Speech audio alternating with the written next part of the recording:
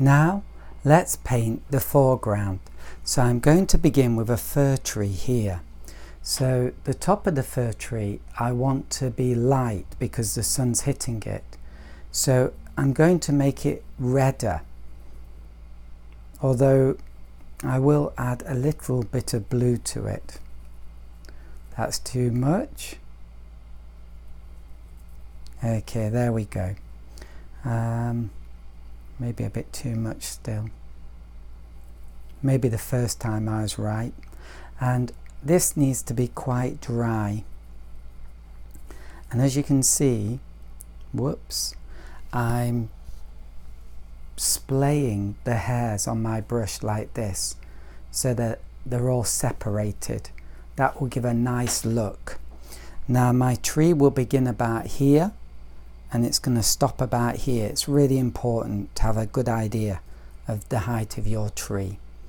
And it's going to have 3 parts. Keep it simple. 1 here, 1 here, 1 here.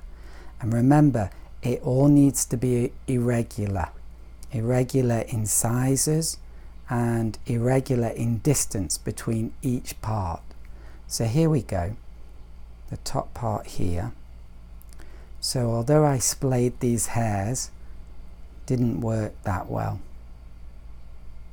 Soon all the hairs come back together again and you really want to separate them.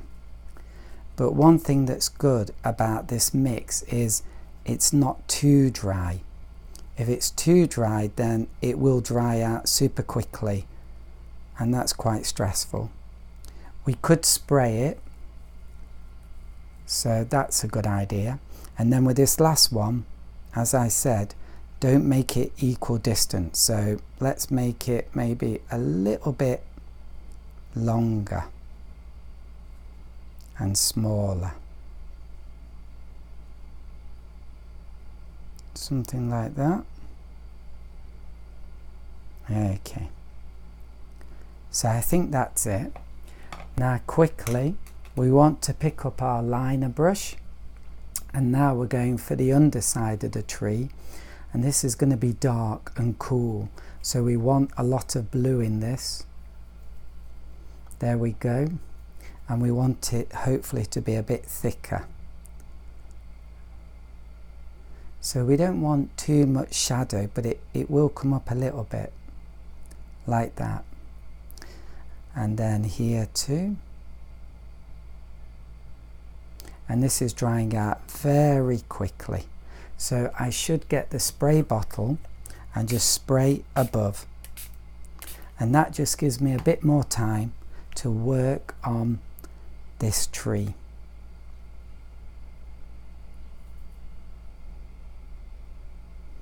And maybe a little dark bit there.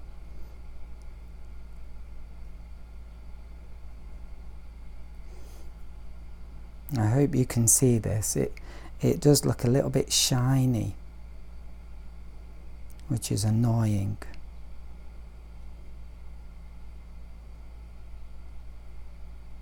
Okay, and now we're going to have the main trunk coming down. Now you can have this trunk curving. I'll have it a little bit irregular, but I won't make it curve because I want to just keep it simple.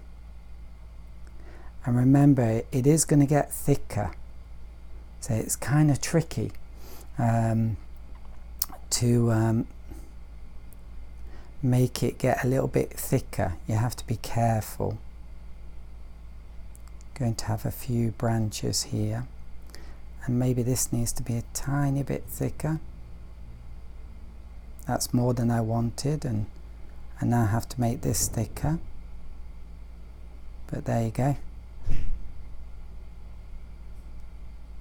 And there we go. Doesn't have to be perfect, just has to look kind of tree-ish. Okay, that is too much. I'm going to do a bit of correction now. I'm going to get my red and I'm going to just raise that up a bit and hide some of these branches because that was too much. There we go. That's pretty nice actually. Quite happy with that. You can see that it's all a bit irregular. Now we're going to do the grass at the bottom. So have to make a nice mix.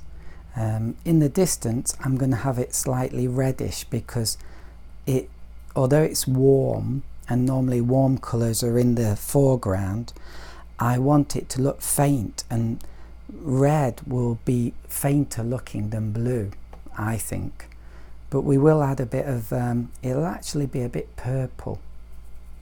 So this mix is tricky to make because we don't want it too thick and we don't want it too watery, and the reason is we want to create this rough effect like this. Now if the mix is too watery, you're just not going to get that effect, and as you can see it really looks good. So the mix has to have a little bit of thickness to it. There we go. I like that.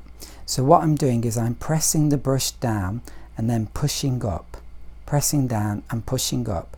Now you can practice this on scrap paper, and I recommend you do that so that you get familiar with the technique. So it's pressing down and then pushing up. It's not how you normally paint. And then I'm going to spray it because it's drying out super quickly. And you want to spray not directly at the paper but above, so the water droplets fall down onto the paper. Then I'm going to make a slightly thicker mix, more blue, a little bit of red, and I'm just going to quickly fill in this bit here. And it doesn't matter if it's a bit irregular and rough. In fact, I want that.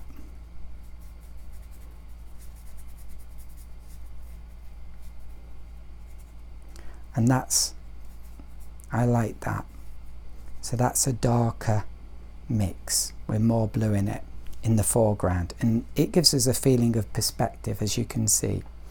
And now I want to do a few fir trees in the distance, just little ones. So this is fairly watery mix, and I'm going to do a tree here, and then there we go, like that, and then like that. Now that doesn't look so good, but the more of them that we do, the better. The more it starts to look good. So that's one, that's two. Okay, and let's do maybe one more over here. So here we go. One more over here.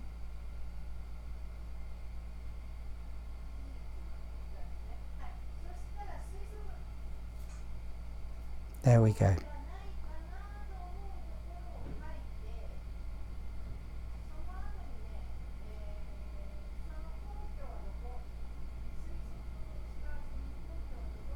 And then I want to work on this still. So you see it's nice perspective. I want to work on this still, and it's drying out super quickly. So this spray bottle is going to save us because we can re-wet it. It'll even add some texture if we're lucky. Now I want a super thick mix.